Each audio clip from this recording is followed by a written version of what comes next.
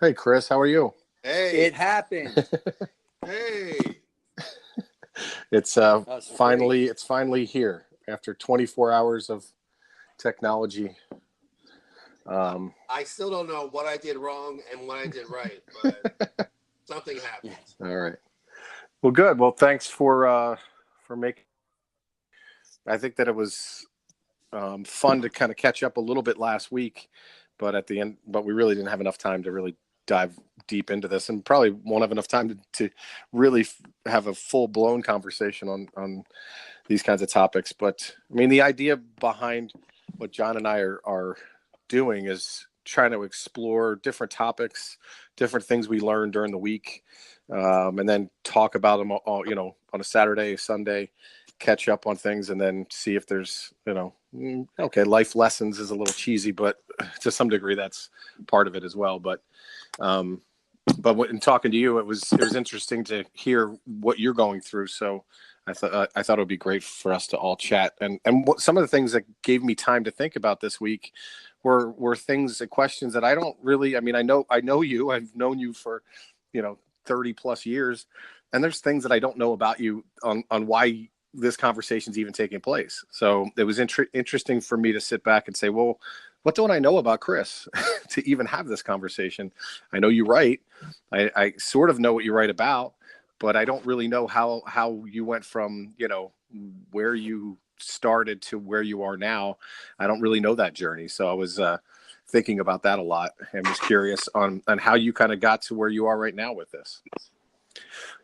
You Those are mean all from dangerous. shotgunning beers to medieval Rome? It's pretty much a straight line. Okay. I'm Not sure it really. was. Yeah, it was usually with a lot of hills and valleys in between, right? Could have been straight, but it doesn't mean it wasn't up and down. Yeah, where would I? Oh, hold on one second. First thing that Yeah. I remember happened when I was in third grade at St. James, and I asked a question that the teacher, Mrs. Ray, couldn't answer. And she seemed sort of annoyed that the question happened in the first place. So I had decided, or I just came to know, that if I wanted to understand these things, I couldn't depend on other people to teach me. I had to go out and find the answers myself. That's interesting. That's pretty. It's a pretty early part in your life or time in your life to make that realization. I think most people probably don't still realize that today, let alone um, maybe realizing it when they're adults. So that must have been. It probably explains a lot of why you're yearning for learning, as well as just kind of your separation between even us being friends with you and other people. It must have been a strange experience to go through, watching other people not look at life that way. Yeah, it was just one of those things I had to learn how to accept. I I think I learned that first, like most things, at home Sure. when I've always been pretty observant, and I just knew that the things that I was curious about, I wasn't going to get any productive help from people around me. So I kept a lot of things to myself and just went my own way. Sure. I So remember what we were just together recently, and somebody said a memory of Chris would be he'd be hanging out and he would be in the corner reading encyclopedias. Yeah, that was yeah, Jack Gallagher's mom. Yeah. Um, you know, that I always say yes to whatever people say about me because I don't want the conversation to go much further. So, you don't want to get into a debate about something that's irrelevant. well, part of it. Plus, I mean, what's there to say? I mean, if you have a certain reputation, it's how people Sure. perceive you, not really necessarily for things that you've done or Hmm. ways you try to present yourself. So, Well, that's yeah. I think that that's what was interesting for me last week when we started this conversation. I didn't really know. I mean, I knew you were into Rome, and I knew that you had a deep interest in, antiquities. I guess I don't know really what you would call that, but just about the things in the past. And it was interesting, and I was really surprised to some degree that you shared the article that you shared with us, not because just because we didn't really have that type of conversation or relationship as we all grew up. So as you said, you kind of kept certain things to yourself and didn't expose other people to that. So I appreciate you doing that, for one. And then I found it gave me insight into a little bit of some part of you that I didn't know. And that's what made me so curious about how you ended up getting so interested in this field, and diving really deep into it. So along those lines, yeah, I mean, after third grade, so we kept you going towards thinking about Rome and driving. You've been there how many times now? A lot. I've been back and forth pretty frequently, and I would say that all in all, I've spent living there, I don't know, about 3 years, maybe more. Okay. And that's probably over a course of 15 years? My first trip there was in November 1998. Okay. And then I was back and forth fairly often. And then I lived there continuously from May 2001 into the say September of 2003. Okay. I was there and I never left Italy. So I was living as an illegal immigrant in Italy. And it came up once in a while, but I was always able to keep my distance from the law, I guess. So, but you were working.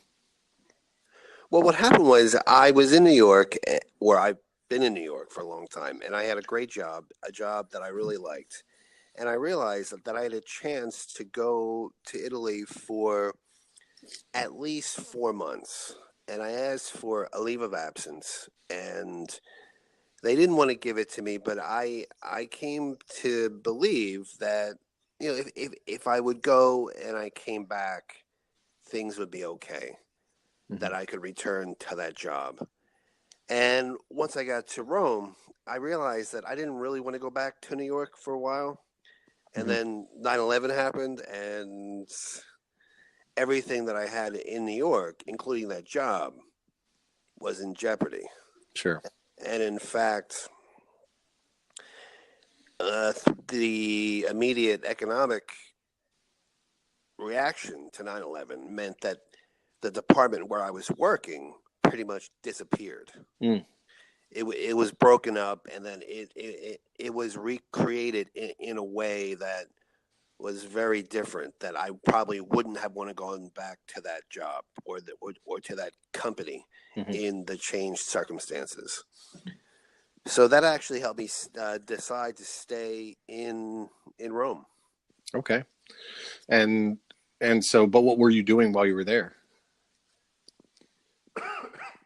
When I was there, yeah, I was working. In New York, I was working in communications as an editor, writer,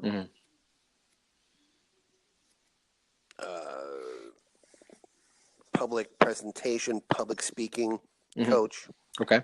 And I wanted to look for the same type jobs in Rome, working for foreign companies or the offices of foreign companies in Rome.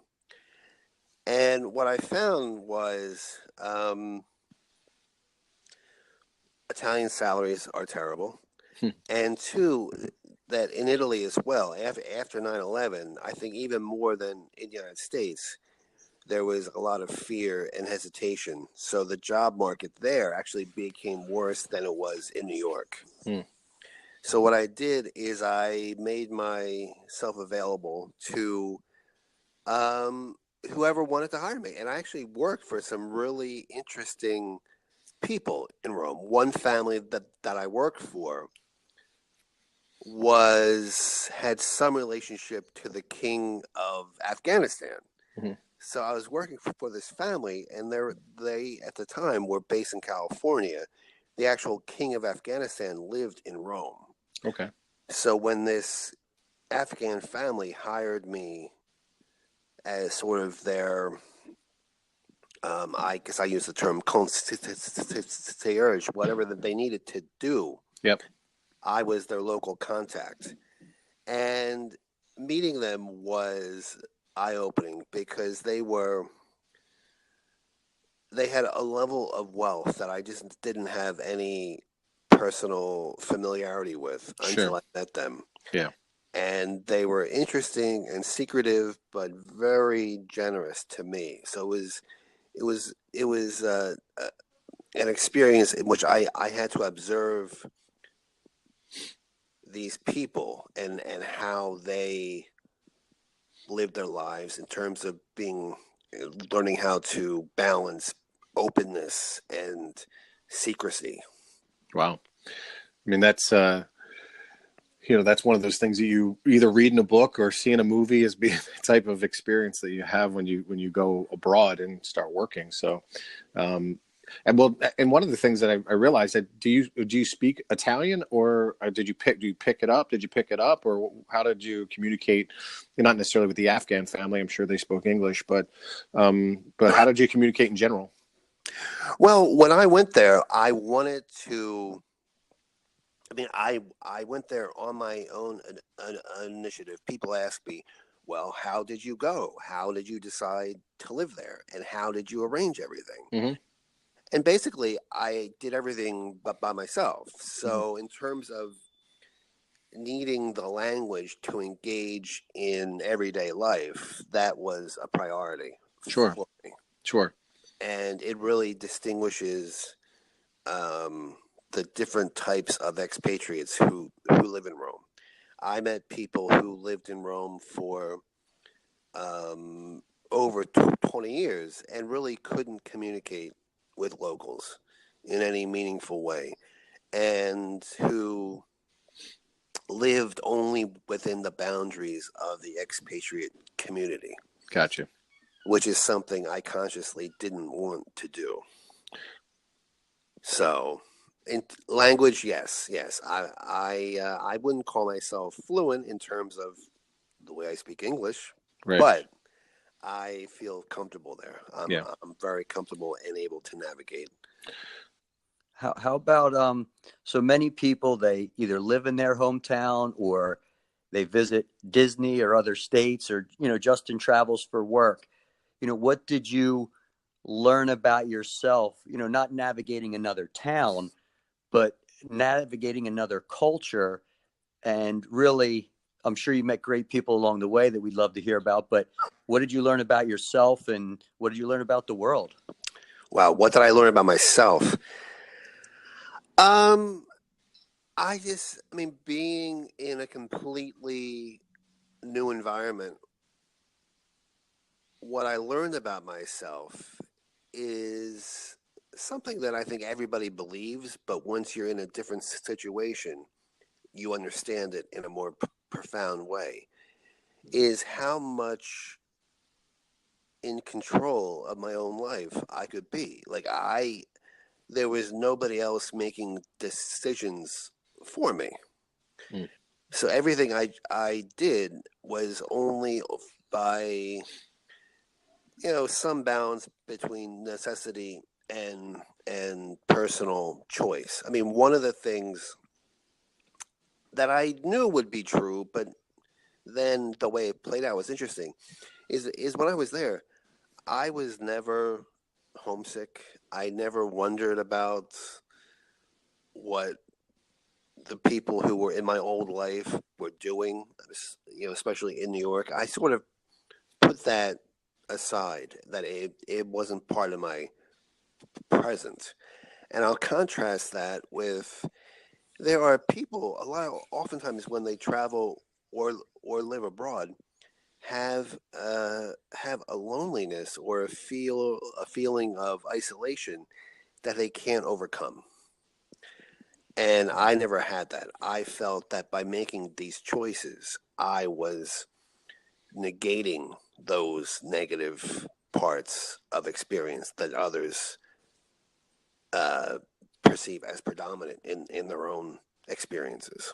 Well, they probably made those journeys and those travels for whatever circumstance. Sometimes it's just an idea that they want to travel, or the idea they want to live somewhere else, but they're really not. They've never really changed anything about themselves. They just changed the geography and didn't really change anything about themselves. And I think that there's, you see that even people who don't even travel in the United States, let alone globally. And I think there's just sometimes a fear of the unknown.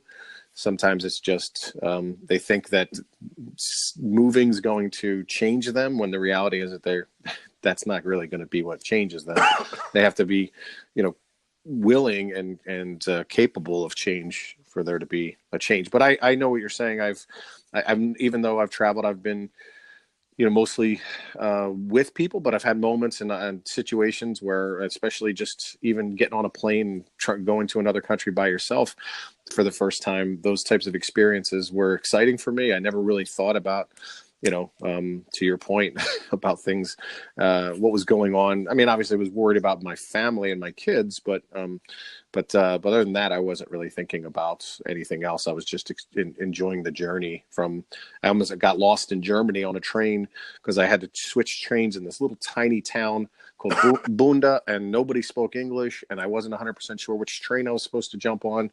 Fortunately, I recognized one city on the header there that I recognized. It was only 20 minutes from where I needed to be, and I said, this is close enough. I'm just going to jump on this train. And I think some people might get paralyzed in those situations, but it's just, what was going to be the worst case scenario? I end up in a city 20 minutes away from where I need to be, and I need to figure out how to call Uber or taxi to get me there. It's funny how people really become overwhelmed by simple things. Exactly. And I was never, not just talking about myself, but there are just at least two types of people who can deal with uncertainty and confusion, and others who can't. Yeah.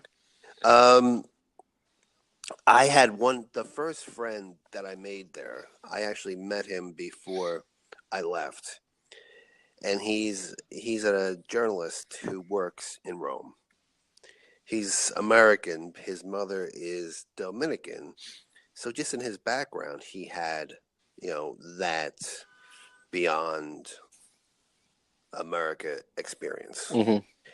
And he had said that in his experience, numerous people had contacted him in a way like I had.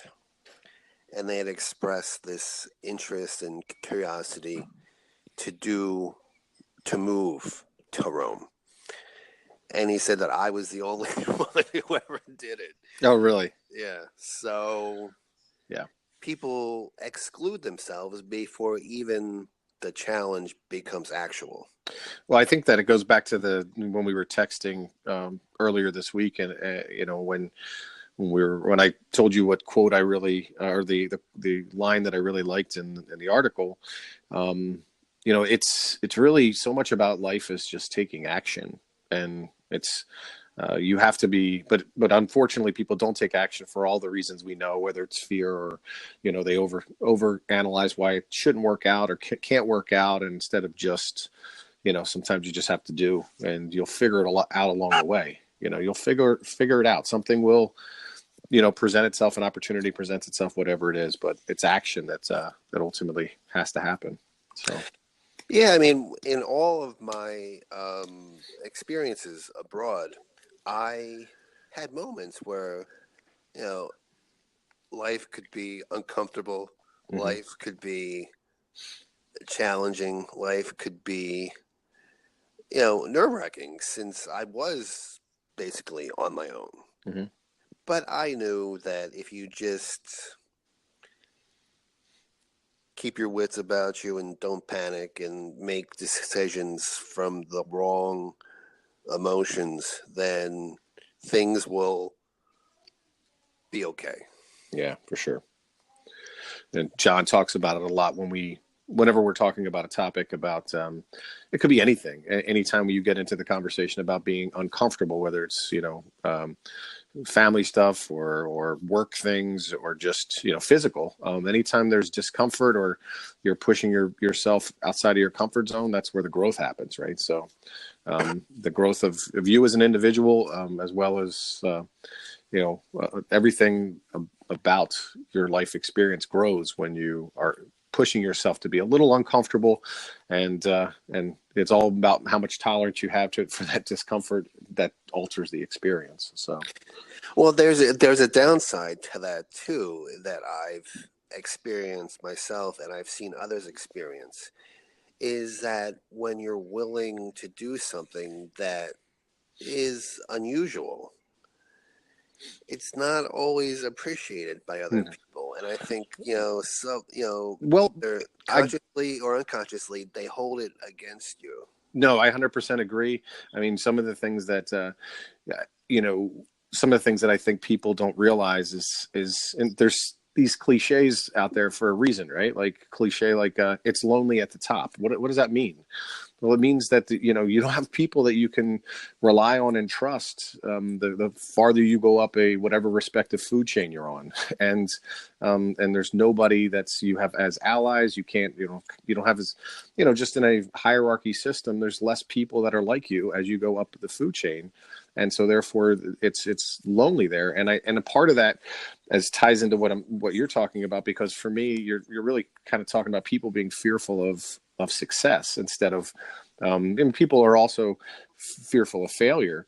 I would say most people would say they've experienced that multiple times with, in their life, that the fear of failure has changed what they do. But once you overcome that one, that's actually easier than the fear of success, because success ultimately means that your whole world's going to change. The people around you are going to change because they're going to perceive you differently. You have to transcend, stereotypes, perceptions, all that stuff. You have to transcend and let go of, what you're saying is you have to let go of, whether it be relationships or, whatever you're going to lose to be able to go on the journey that you're trying to go on. That's a very hard decision for people to make. People think, why would you be fearful of success? But success changes everything in a way that failure doesn't, or even mediocrity. I know, when I was younger, I mean, one of the scariest things that ever happened to me was a teacher who we all know had said that my problem was my fear of success. And what you just said, how you characterized it, is true. But I perceive it a little differently, because to me, and this gets back to earlier what we talked about, in how when you encourage perceptions about you that you think may or may not be true, that sort of enlarges them. Mm-hmm. And my fear of success is that if I were to do something or do something well, there'd be a set of expectations from other people that would lock me into a role that I might not want to be locked into. Mm-hmm.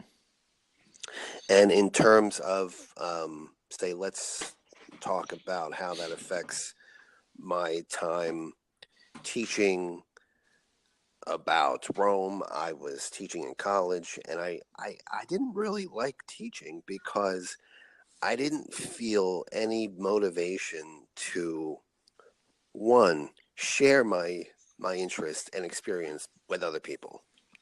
Everything that I had done just for myself. Mm-hmm. And just the idea of sharing it with others didn't interest me.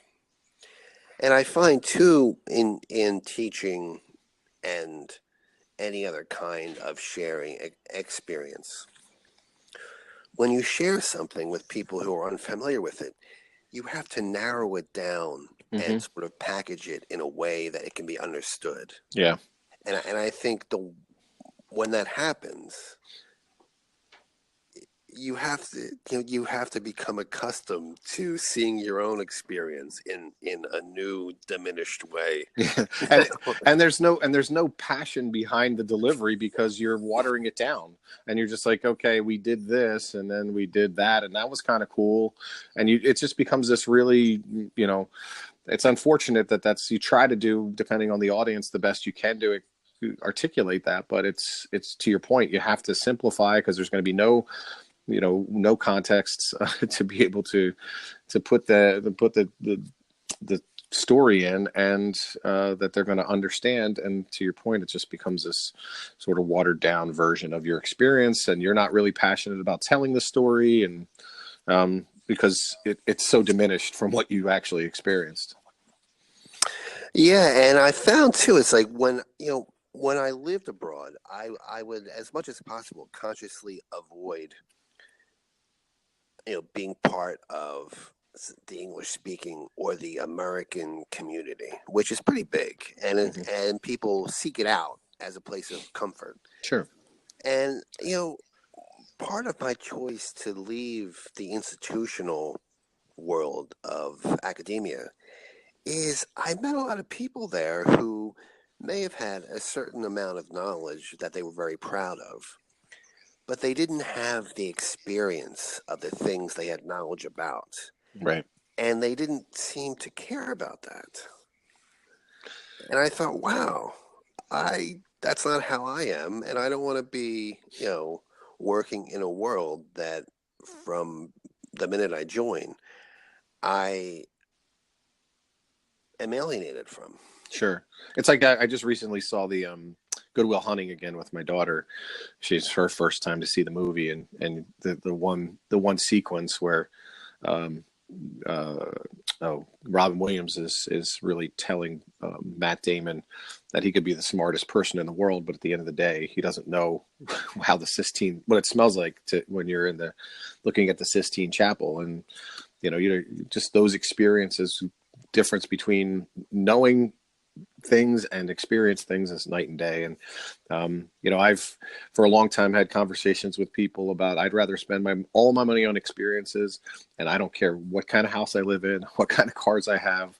I don't care about that stuff because it's not an experience. An experience is outside of your comfort zone, and pushing yourself to do things in a way. I just recently told somebody that I went to see Billy Graham 15 years ago when I was living in Kansas City, and they were like, well, what were you into the church? I said, no, I wanted to have an experience that I would have never had. And if I was, on my own, I got invited, and why wouldn't I want that experience? It was at Arrowhead Stadium.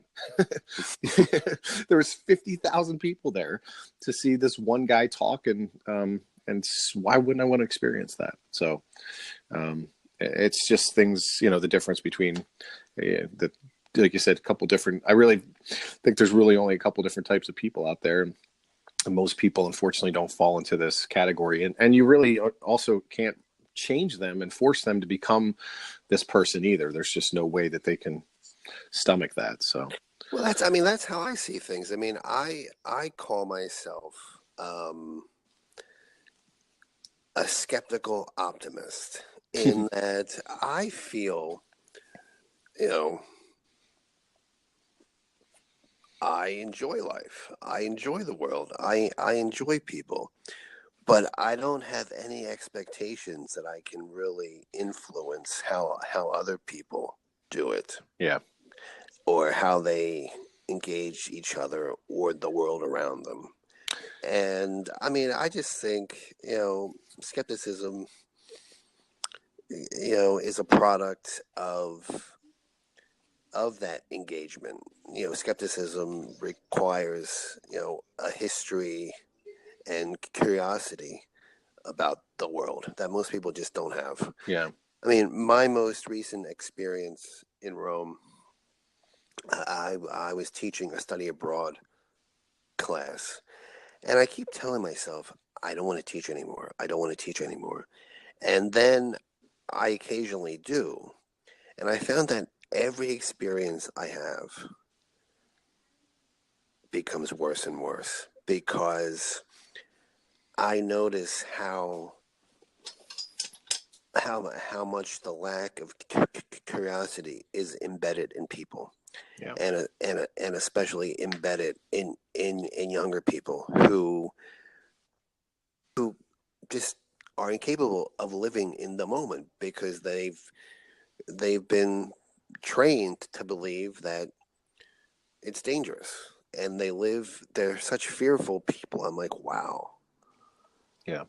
Their their position towards the world begins with fear, not with curiosity. Well, I you know how there's certain things in your life that just stick with you, like with the third grade experience you had with the teacher. For me, I was taking a statistics class and realizing that the bell curve applies to, everything. You give enough data points, and quite honestly, the bell curve is everywhere, and it's really the 80-20 rule. And so 80%, in my opinion, 80% of the people live in this world exactly the way you just described, and there's no way to change them from being who they are and how they think. They are locked in. It's really the sort of the other 20% that really have the capability or willingness to try to push themselves to have different experiences. Some of them don't even do that, but nonetheless, they still have at least the capability. But ultimately, it comes down to the willingness to really try to shake yourself and shake to some degree the people around you. I think that for me, I've had similar experiences being a manager in the corporate world and managed a lot of different people. And I just time and time again, it's the same thing. I can try to influence and guide people through experiences and coach them as much as possible, but only about 20 out of 100 are really going to get it.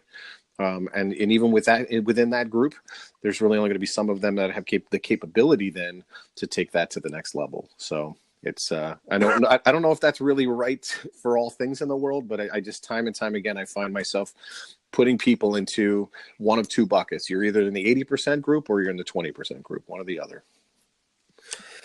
Yeah, I agree, but I stopped. I stopped dwelling on it. I mean, part of me thinks that from time to time I've made myself a little too isolated from like not engaging with people who I thought wouldn't be productive to engage with. Mm-hmm. And so recently I'm not sure how directly connected it is, but I've decided to create some projects that make me more open to sharing my own experiences through writing about them. Mm-hmm.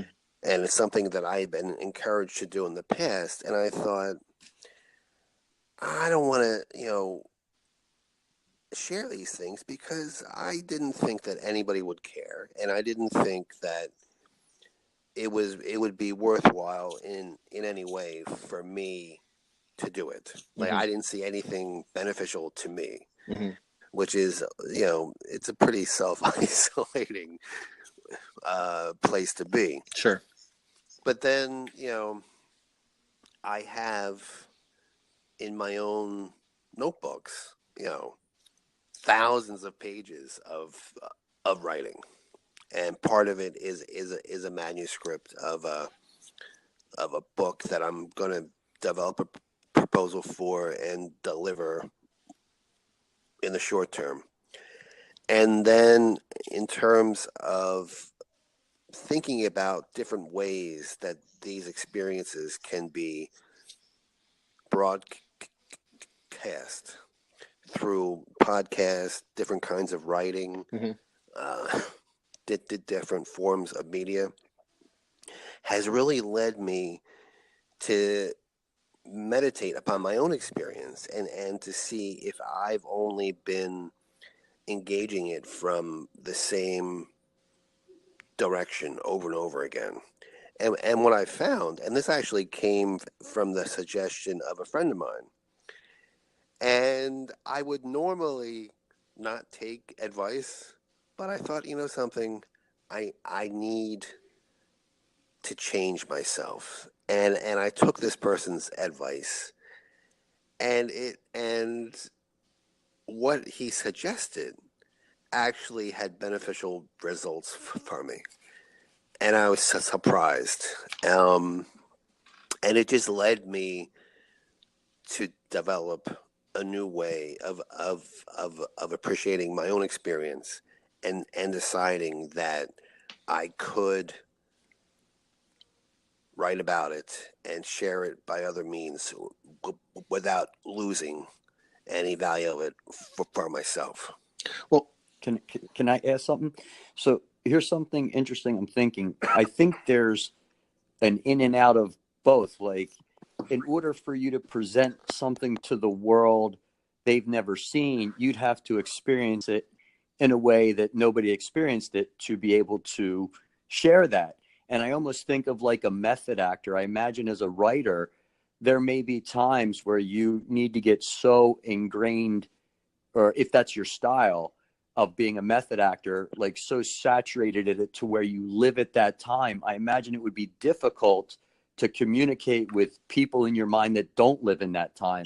So I think it's a valuable experience, at moments to really have introspection and just absorb what it's like to live there and communicate and think like that. I think that can bring things into the world that wouldn't happen if you were constantly influenced by things that weren't of that era. Yeah, I mean, and when I look back into my old ingrained ways of looking at my work and my own experiences that I want to,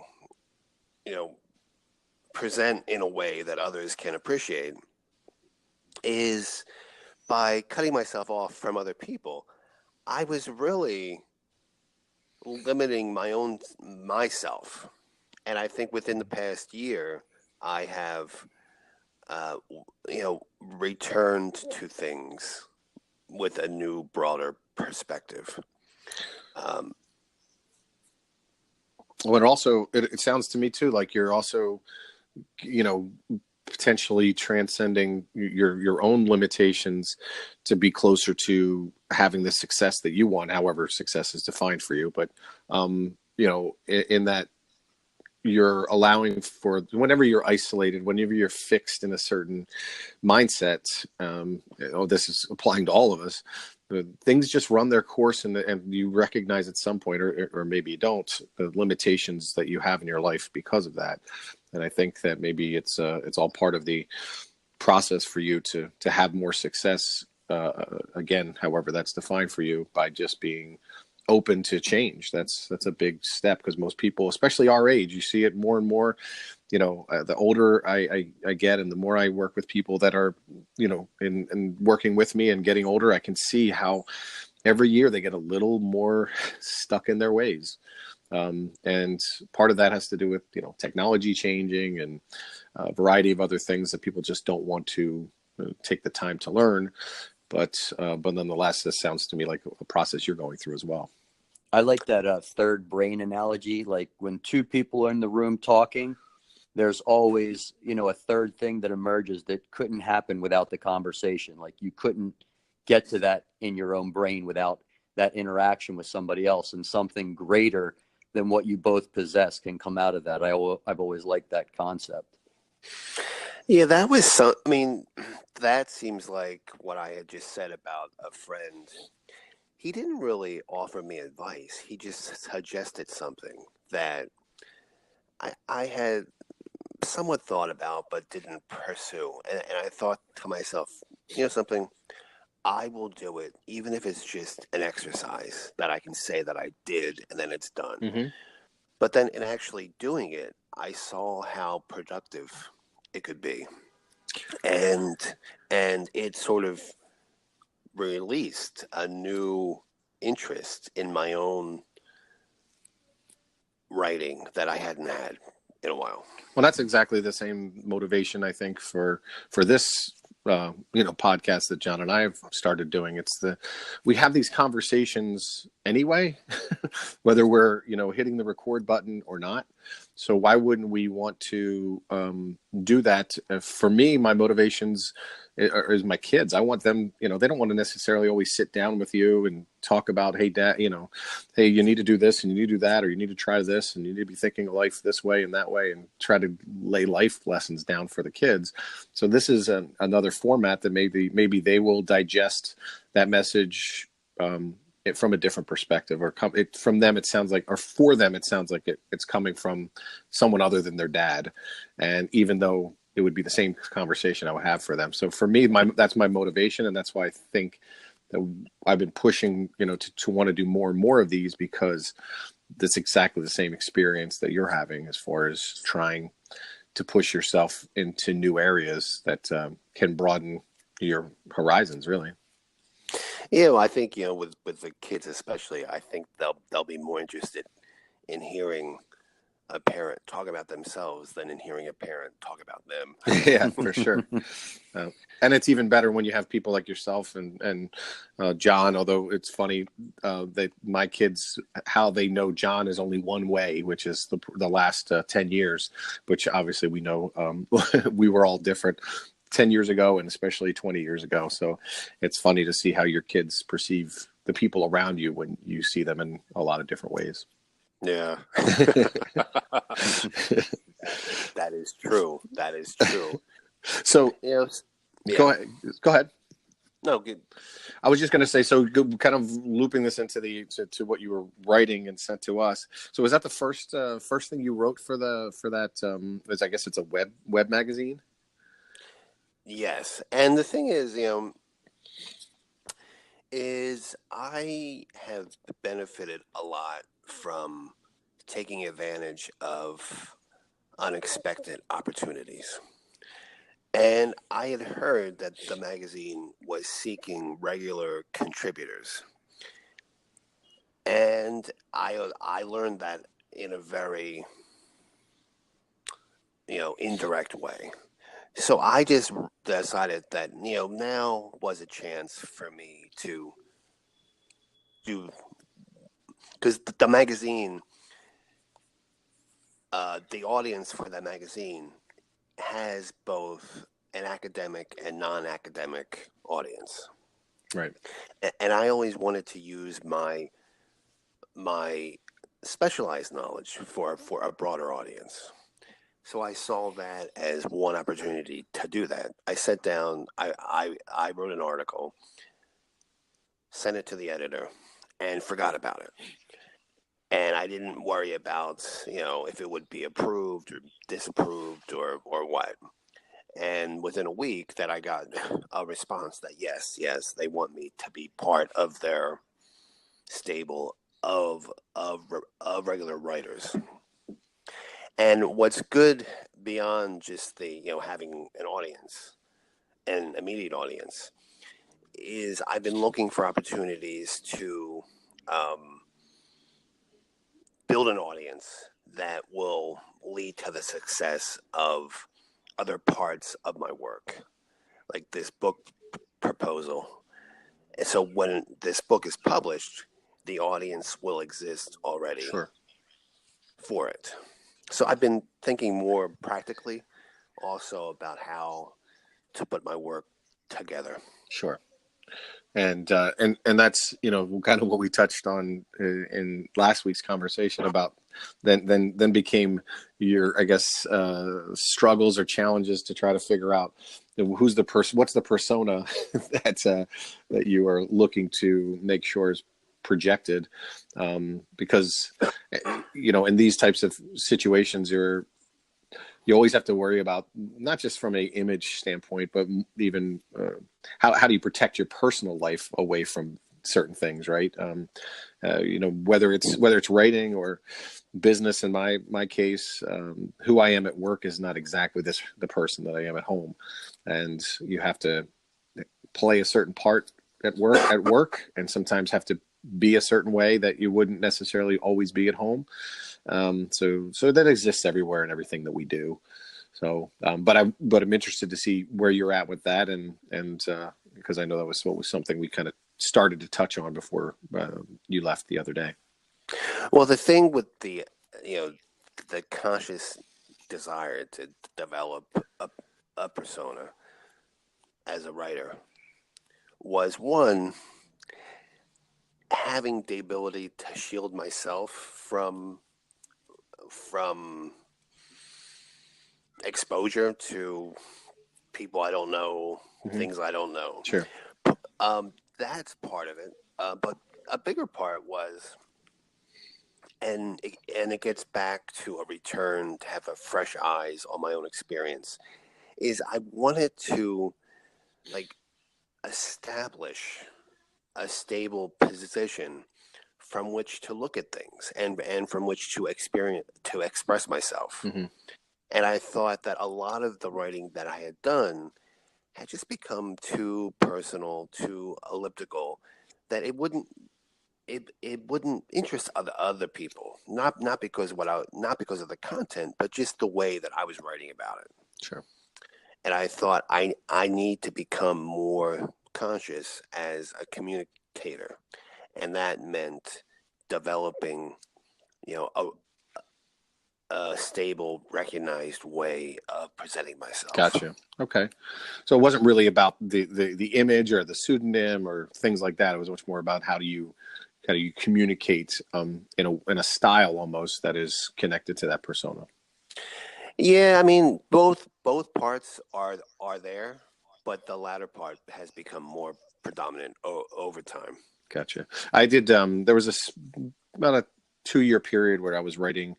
I'm not a writer by any stretch of the imagination, but writing things and mostly ideas for stories. Some of them got more developed than others, to the point where I thought I would spend a lot of time going in that direction. This was probably early 20s, 22, 23, somewhere in there. And ultimately didn't really pursue it, and at some point just stopped writing. But the reason I bring it up is because I got to the point where I actually created a pseudonym for myself if I was going to continue to go down that road.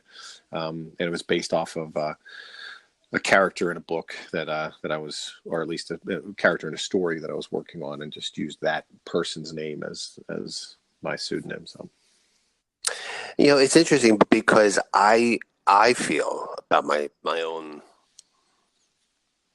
perception of wanting to be anonymous and wanting to create a persona that would deflect attention from myself. Sure.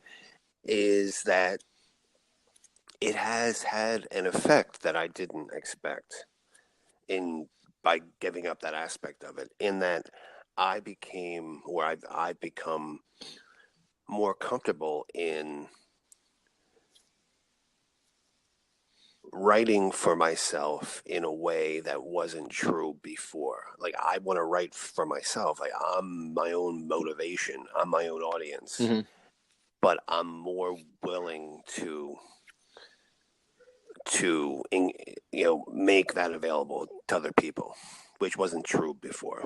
You think that just comes with natural experiences and maturity in your own process, or was it just a decision that you made to say, okay, I'm done with this? Or was there anything connected to age even?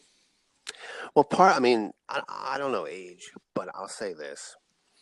Ever since I've, been working as an adult, one of the things that's always stuck out to me is how some people enjoy their job and most people don't. Sure. And I'm thinking, I want to have a job that I like doing. I want to be working with other people who like working in an environment that I'm part of. And that just never really happened. And I forgot about that,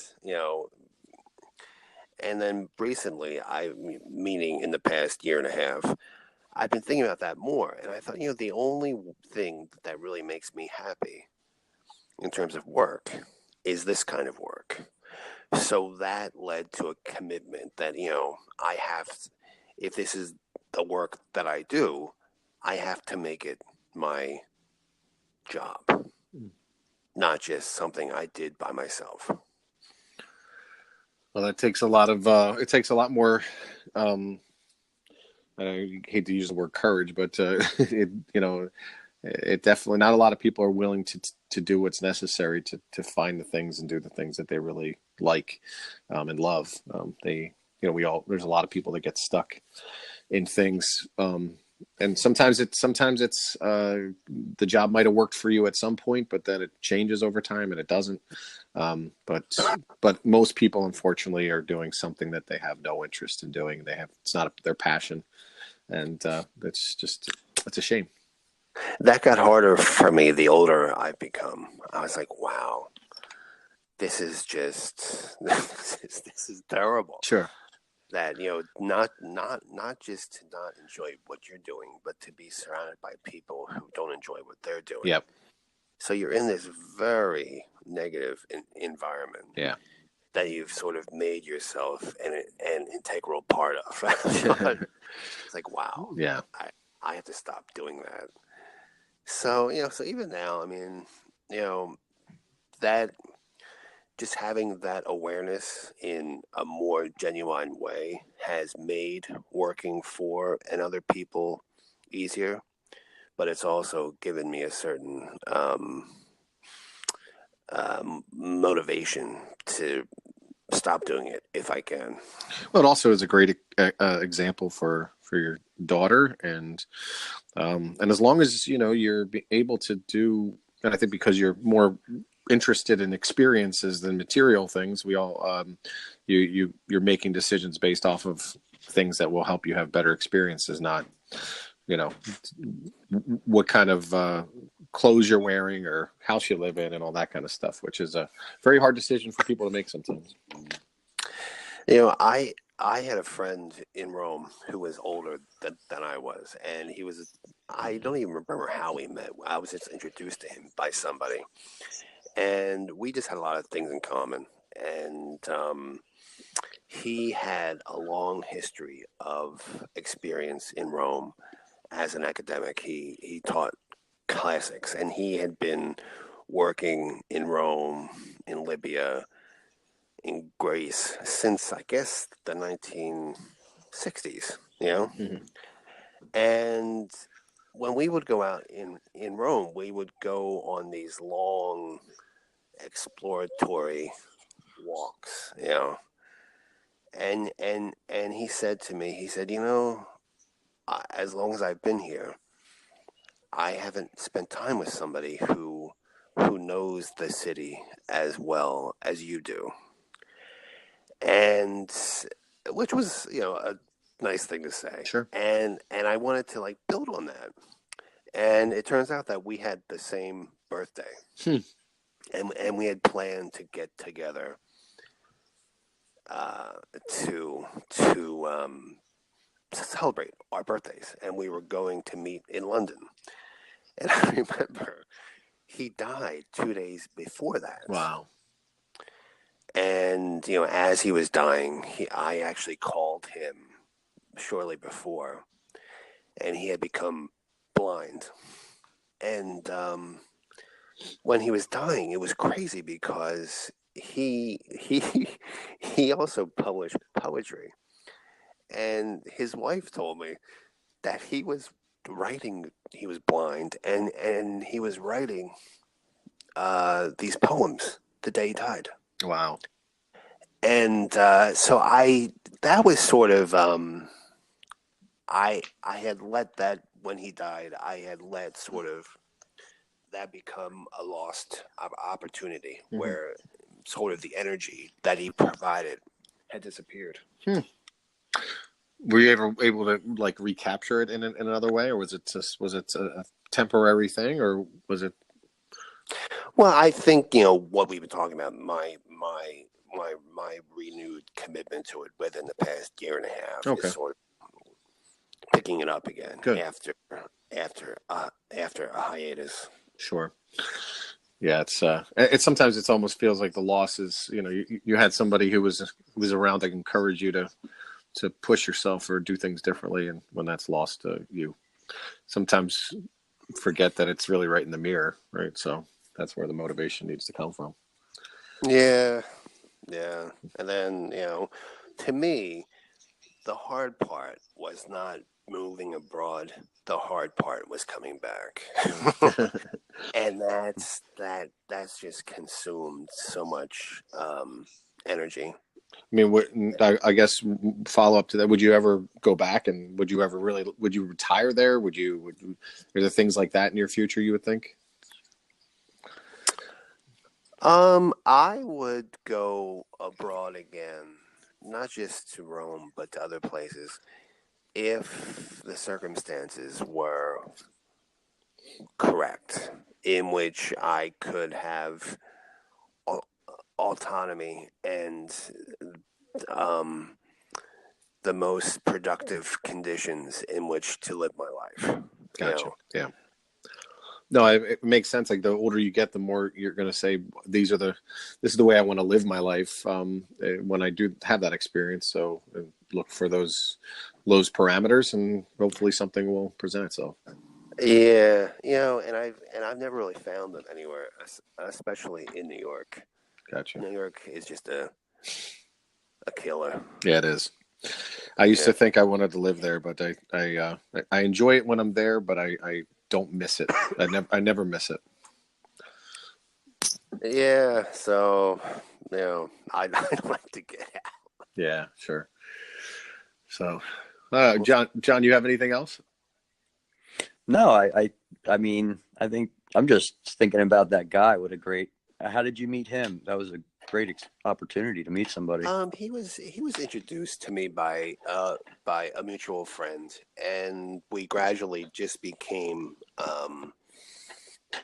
closer and closer because we lived near each other, so we would always see each other on the street or whatever, and then that would lead to some other, Yeah, because ever since I remember, I mean, you always were hitting the streets and, just taking your time to walk. I remember waiting hours for you to show up at places. He was just taking it all in. Yeah. Yeah. Yeah. I guess that's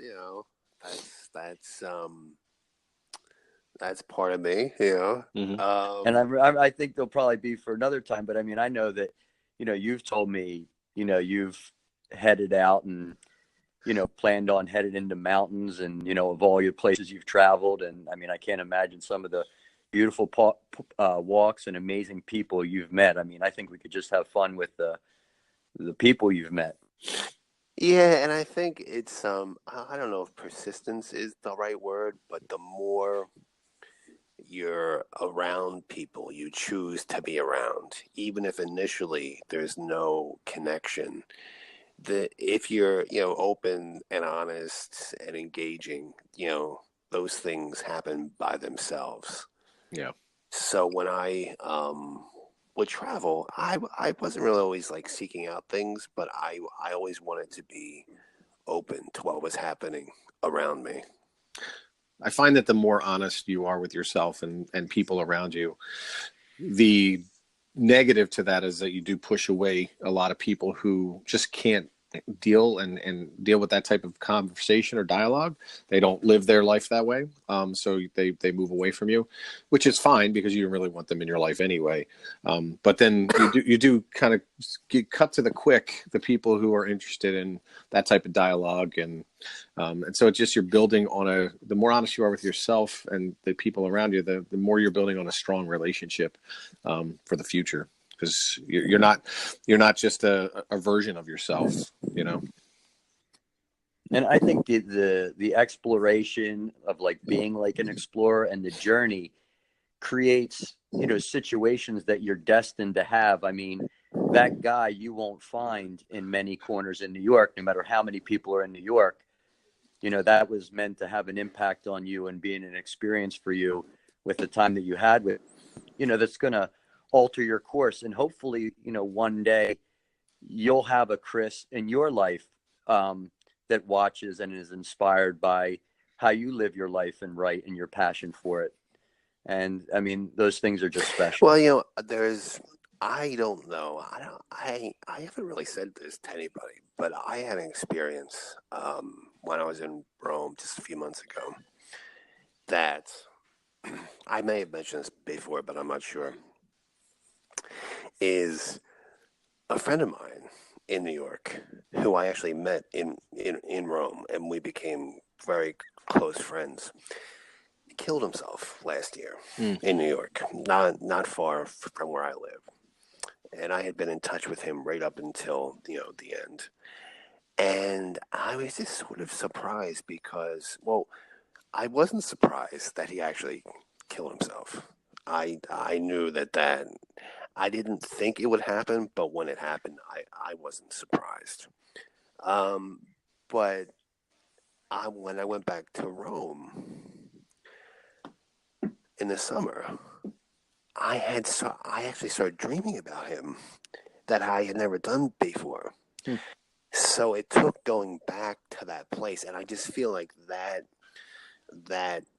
subconscious reaction to being back in a place where this good friendship had begun was saying something to me that I'm still thinking about. Wow. Processing even, Yeah, because he had been dead for a few months by that point. And I think I was, with the discussion of our larger body of friends, how everybody had a different reaction to it. A lot of the energy, for me at least, was, needing to exchange words with other people that may not have been, or in response to other people that hadn't let me focus on it myself. Gotcha. And when I was in Rome, the crazy thing about the dream, one of the dreams was that we were having this conversation, and we were like physically, together, but I knew that he was dead, so I knew I was talking to this dead person, and I said to him, if you had the chance, would you choose to come back to life? And he said no. Wow. Whew. That's kind of heavy. And I said, I just woke up and I'm like, what the fuck is this? What just happened? Sure. Am I gonna? It's like beyond And world like, why is travel. it happening inside my head? Right. Yeah. It's and we're now at that age where we're starting to see, the people around us. Obviously with your parents and then just even like Karen Grant and other people our own age, and so people moving on, and it brings all that to the surface pretty quick. Yeah, and in ways, it's just interesting to have a dream and to not know what's happening in your own subconscious. So that you're surprised by things. Yeah. If you let yourself be surprised about them. Sure. So, wow. Yeah. Well, good. Well, I appreciate you giving us over an hour catching up and talking about this stuff. We could probably sit here for like 3 hours and have a conversation. Yeah, I'm actually, one of the things that surprised me, I'll say surprised me, and I'm talking about, what what what a writer reveals to themselves about themselves as they write. When I was younger, I didn't understand when writers or artists would say that, their audience would see things in their work that they didn't see themselves. Right. And I thought, how can that be? You know, what are they talking about? Sure. And at a certain point, one of the things that encouraged me was, the few people who would see things that I wrote would say things about them, about my work that I hadn't thought about myself. And I thought that was a sign of, maturation in myself. Mm-hmm. Sort of uh, this greater level of expressiveness than had been true before. Do you think that was connected to any sort of willingness to do something, or I guess let go in a way? Because sometimes it's a control issue, right? Like, what do I want to give up and what do I want to hide? Was there any change in that part of it for you, or was it just something that was just natural progression of writing? I think it might have been, how, you know, you know, in the beginning, I'm not sure if it was self-conscious or not. Mm-hmm. But over time, once you see it, or once you develop a new habit or a new perspective, then it builds on itself over time. Yeah. So It gets layered into, and you don't even start to see that you're doing it, right? It's just a part of what you do. yeah. It's like the song. I'm a big Pearl Jam fan, and the song "Alive" was written as a pretty depressing song. But he in an interview not so long ago, about 5-6 years ago, he had said that the audience changed the way he felt about that song because it was a very depressing song for him as he wrote it. But the fans reacted to it in such a way that it changed his mood about the whole entire song. And now he loves the song. He finds it uplifting, and because for him it was a very depressing situation that happened, and the audience didn't really take that as literal, and they found it very optimistic, the lyrics, and they reacted that way. And he didn't write it that way, but that's the way that they've reacted to that song since it's come out. So it's changed the way that he's even likes to perform it. Yeah, that's pretty amazing. I mean, I can understand that phenomena. Yeah. Cool. Something else too, though, is how it's not only seeing something that you didn't consciously intend to do. The other part is when I would listen to artists or writers talk about their work and what they thought that they were expressing, that readers just didn't see at all, that they totally missed. Right. And how, and I started thinking about it, I'm like, okay, it's like, all right, I'll take this person at their word, and I will see what they were, how they put together a story, how that expresses what is sort of invisible to other people. And, it's not always convincing, or you're not always able to recognize it. But I have found out that when you write about things that are of interest to yourself, you're telling a story in a way that, for instance, if you're writing a narrative about some group of characters or some nonfiction group of people, you can identify them with them in a way where you can't directly be part of the narrative, but the way you create it is how you are involved, Right. with it. Sure. And it's an interesting. Do you feel like, though, when if you were to see an artist or hear an artist say that their intention was X and yet the audience didn't really get that, is that an issue with the audience? Is it an issue with the artist? Is it neither? Is it just a part of the process, and sometimes people will get it and sometimes people won't, at least not the intended consequence, or a little bit of everything? I think that an artist is most successful when they don't put any expectations on their audience. Sure.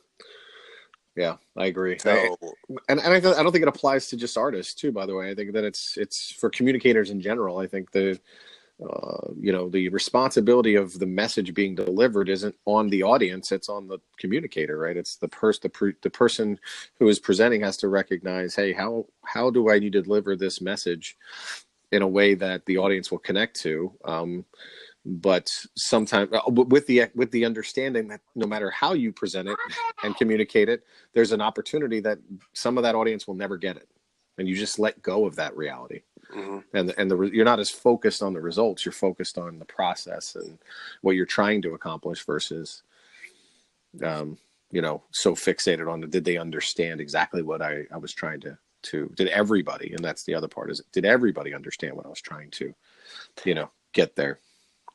yeah, and it's funny, it's how people, they can misunderstand something or misinterpret it, and they're just, not getting it at all. But then it's hard to know, like, where to draw the line between letting what you want to communicate settle in others people's minds, and then saying no. There's a certain point where no, you cannot just right any response you want and see it as legitimate to Sure. what I'm trying to do. Sure.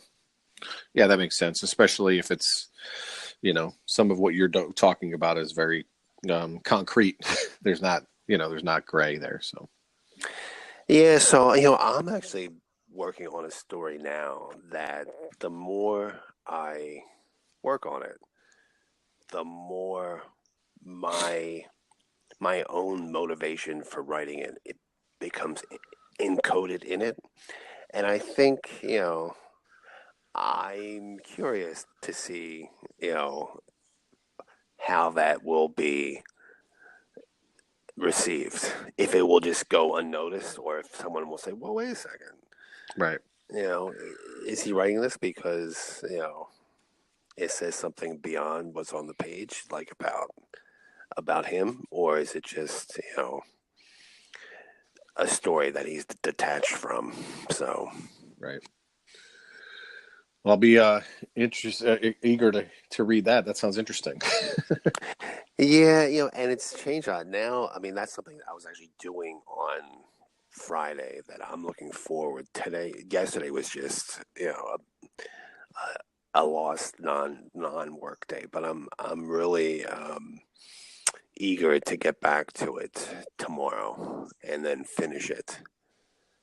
So, because actually, the longer that it's not finished, the more it changes and loses focus. So I just need to finish it. Gotcha. And then just be very comfortable with the idea of whatever form it takes in the end is not the only way that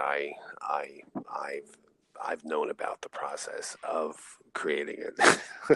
Where is that going to show up? Is that something you're trying to get published, or something that you're working with, one of these magazines now? It's something that I promised to somebody. I see. And I was supposed to have it submitted already, but when my mom was sick, I just couldn't, because I had to travel a lot back and forth. Mm-hmm. And I just became too busy to finish it, so I just put it aside. Gotcha. And then within the past 2 weeks, I had contacted a magazine just so I could say, all right, they expect it, so I have to do it. Right. And then I thought, well, I missed my deadline. Maybe I can just blow it off. And then I thought, something? I just have to do it because I spent so much time and I just want it done. Right. So. Yeah. Well, it sounds like a lot of the things that you're doing, is really not just the material, but even the intention is really for you, which is such a great motivator when you're doing it for yourself and you're not sure, somebody wants to publish it and there's other people who want it. But at the end of the day, you're really motivated by what you want, which is a great place to be, in my opinion. I have a question Sure. though. Um, and this gets back to the reception. Once you put something out there, how it's perceived. And the article that I sent to you two, Mm-hmm. deals. It comes across as a very uh I'd say a pretty smooth way of communicating what could be seen as an academic topic. Sure. And my thought in doing it is that I want to, use that knowledge, but present it in a way that's more, as I said earlier, about finding, a broader audience. And what I found is that when, people who have read the story, if they're from an academic background, if they teach in college or whatever, is they say,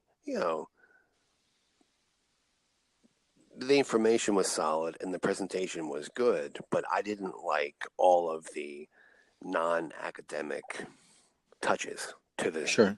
to the presentation. Right.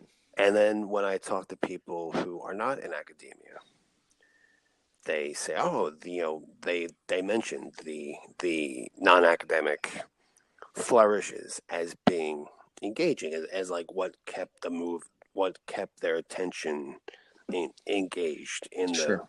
article." Right.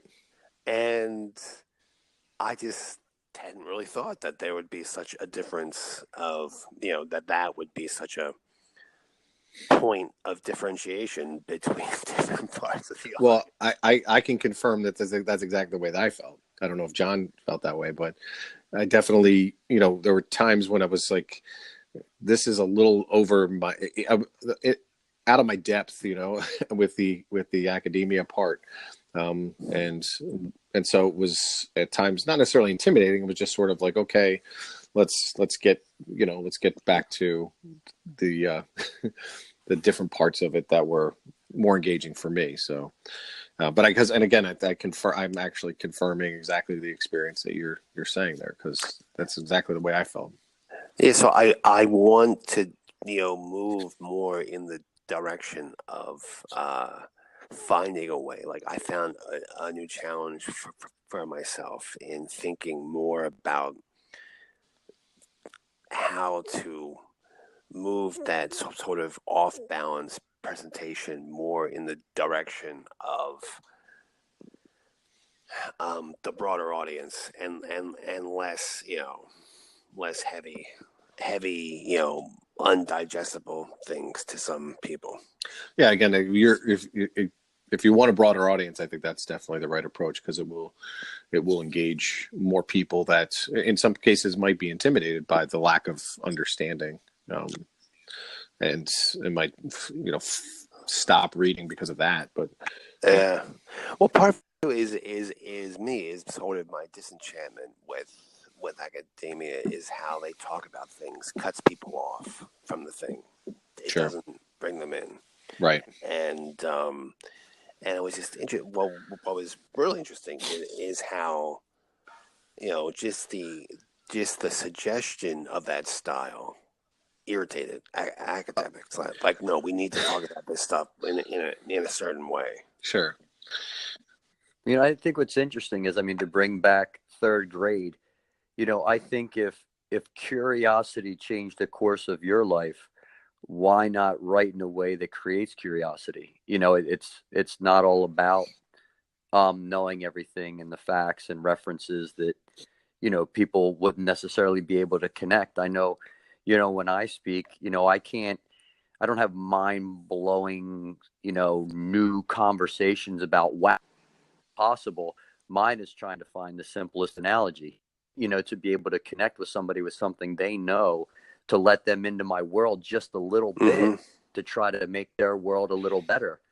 So, I think that's, I mean, beyond all the stuff we're talking about, just that skill and that challenge of, integrating facts, history, academia and just whatever it takes to tweak curiosity, because so many times we have so many different things on how we're going to make things happen.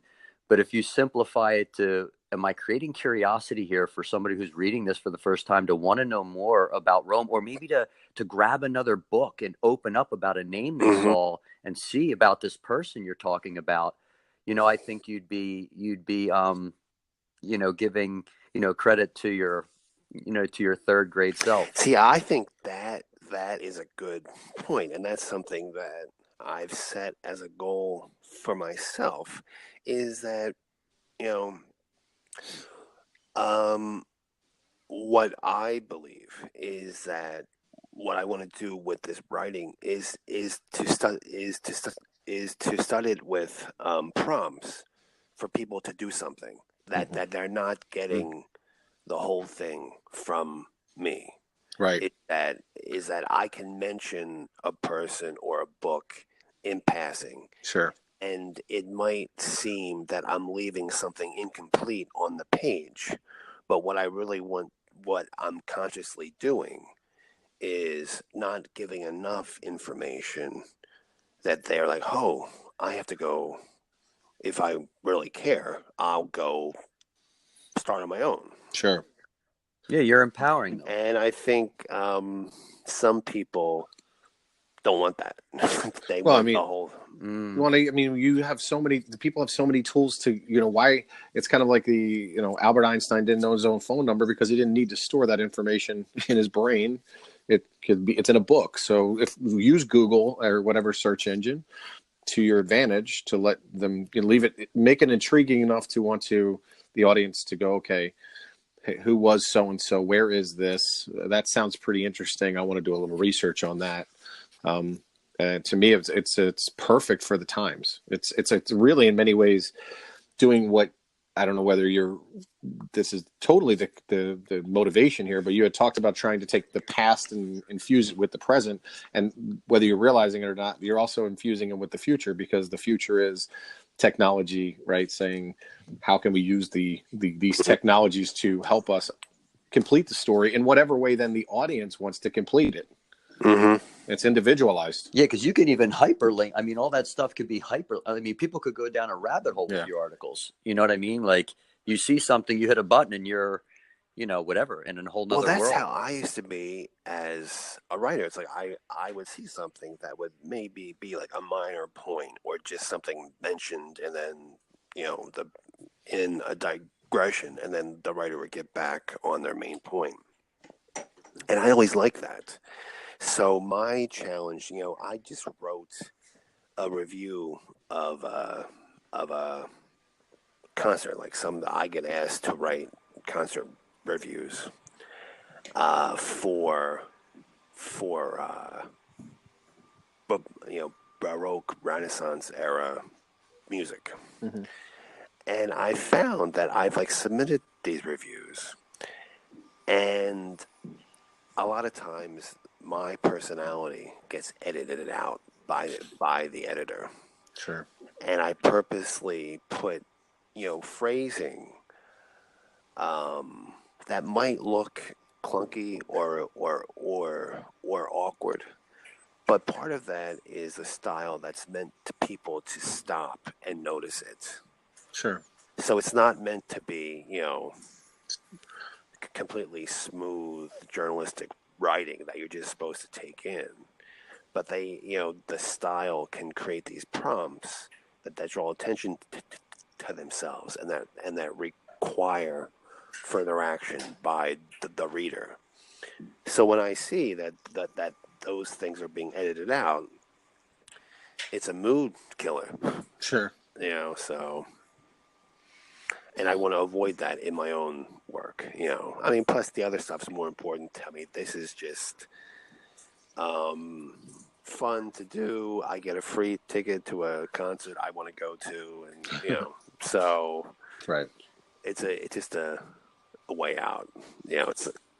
I didn't know how interesting writing was or could be. This conversation really makes me think that people write a sentence and use words to make me read it again sometimes, just to make sure that the sentence was formulated right. Or, I mean, it's neat to think that or just like if there's a painting with brushstrokes or a guitar lick, I don't even realize it's happening in a song, how much a piece of art writing an article is, and just all the different skills you can have to engage a reader that you'll never meet, just because of words and letters you put on a piece of paper. It makes writing very exciting. It is, but then if it's if you're the motivation behind your structure, if it's misunderstood, and they say, "Look at this, I have to clean this up in order for it to make sense." There's this misunderstanding at a very fundamental level. Yeah. So right, so they actually filter it for popular writing styles, so to speak. I mean, editors think that they know what how to use. Yeah, that would be like taking a painting or a song and changing it. Yeah, which I mean, people do all the time. Yeah. Yeah. So yep. I like, and maybe we can, end on this note and then pick it up when we talk again, when I send you something new that you might be interested in. I like looking at works in progress. So you get to see at the end the process by which somebody put work together, and that can be listening to demos of music, or it can be reading an author's notebook where they're actually thinking about what they're writing. So I think I'd like that. So they're talking about the process of creation in a way that makes you see the work in a totally different way. My favorite example is Tennessee Williams, who cracks me up. But if you look at the way that he wrote, he's known as a playwright. Mm-hmm. But oftentimes his plays would begin as short stories. So I was always interested in this area of his work where he's not seen as particularly interesting or important. But once you do that, you realize that the story or the play, which is world famous, every version of it, if it's in his notebooks or in a piece of fiction, prose fiction, or in a letter where he talks about it, the story's always changing. Right. But to him, it's not. Like every level of expression is part of the story that may or may not be present in the final version that is known by the larger audience. But for him, it's still it's A, part of the process, and B, part of the story itself that just is not seen. Exactly, it's part of the process where he's like working through an idea, but it's also that in his brain he has a larger sense of the story itself. And I'll say this, about dreams and dead people is about 2 years ago, and this sort of stopped me and like led me think about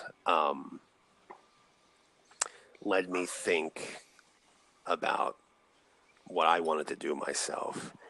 Is I had read tons of Tennessee Williams, and I had a dream where I was sitting in a lecture hall, and now I forget if I was in the audience or if I was leading a lecture. I think I was like in the audience, and somebody was knocking on the door to the lecture hall, and I went and I answered the door, and it was Tennessee Williams, and he said, "Don't stay here. Come with me. I'm having a party, and I want you to come." So I go to Tennessee Williams parties, And over time, I realized that all the other guests at the party, except me in Tennessee, are characters in his work. And what's bothering him is that the characters aren't always behaving in the ways that you're familiar with. Oh. And he's trying to like exert more control because usually they're not all together in the same place. Sure.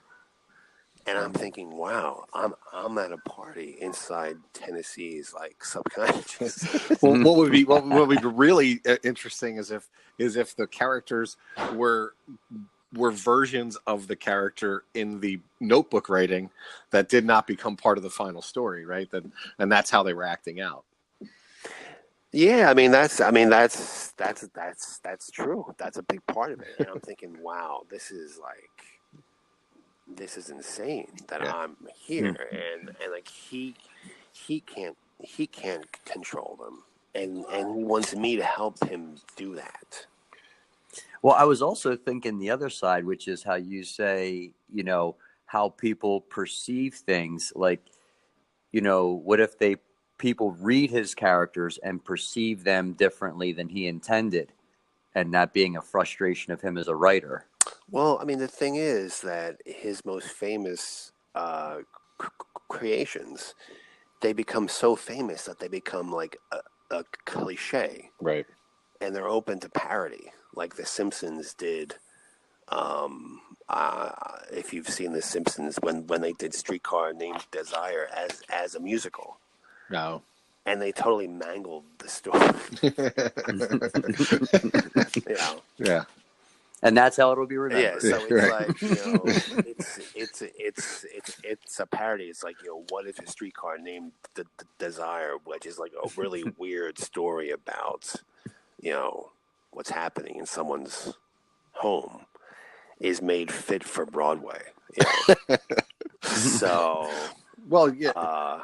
Beating on your wife isn't made for Broadway. Well, maybe not back then. Now it's just, Yeah.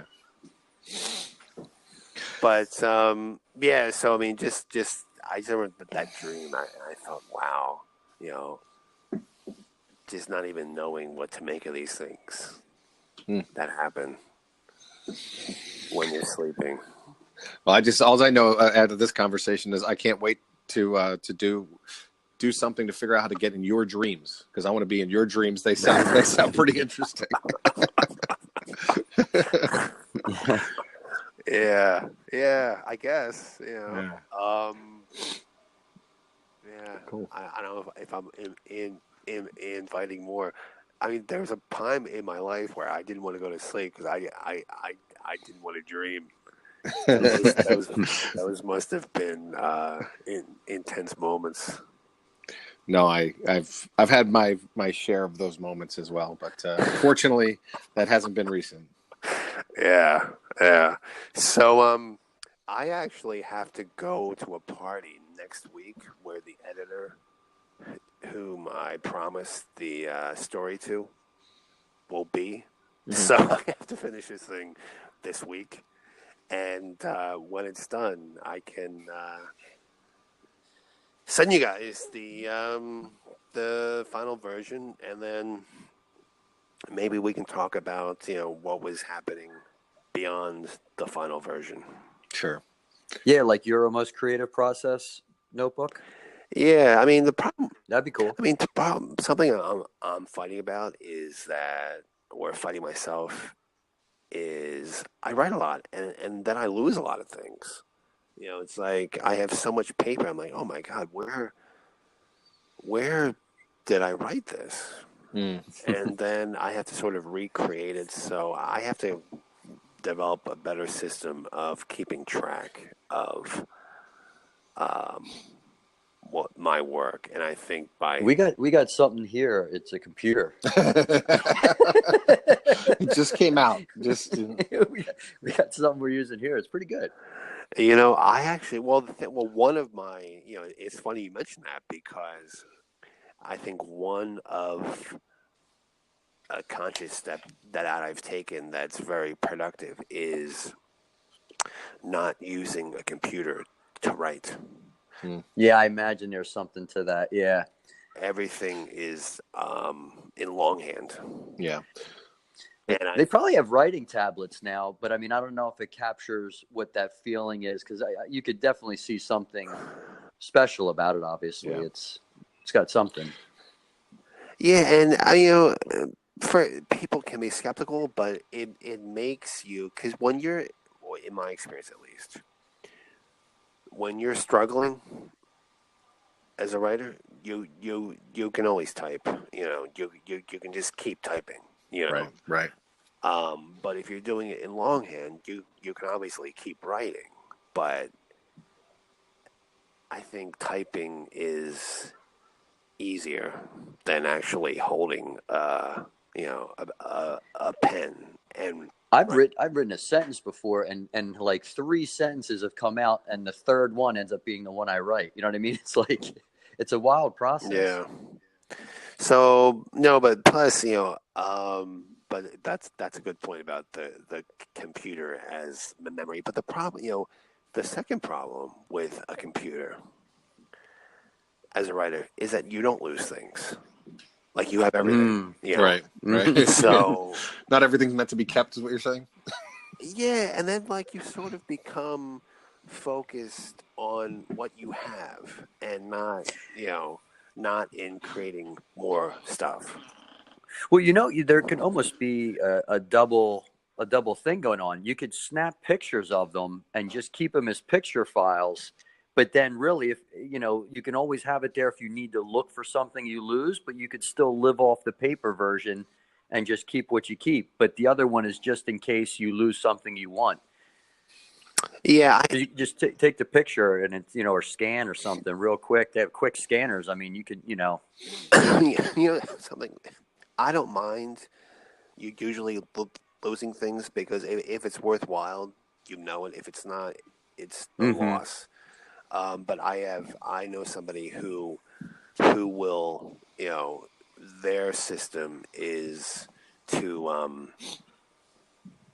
once they've built up a certain amount of handwritten work, they'll make a photocopy of it just to have it, since they've gotten to a point where it's pretty developed, and they're just trying to have that as insurance. But they're always going to work on the handwritten copy. So I don't know. I'm like still figuring how to get more organized, but I just find, every choice you make has dimensions to it that you only learn over time. Yeah. All has its own pluses and minuses, no matter what you do. Yeah. So. Well, cool. Well, thanks again. It's been this conversation probably was not better, but different than I expected it to be. I expected it to be a good conversation, but I really probably learned more about you in 90 minutes today than I've have in the last 9 years. So. Good. So, all right. Well, good. We're looking forward to reading the next piece of work, and then we'll catch up after that. Sounds good. All right. Thanks, Chris. Talk to you later. See you. Bye. All right. Ciao.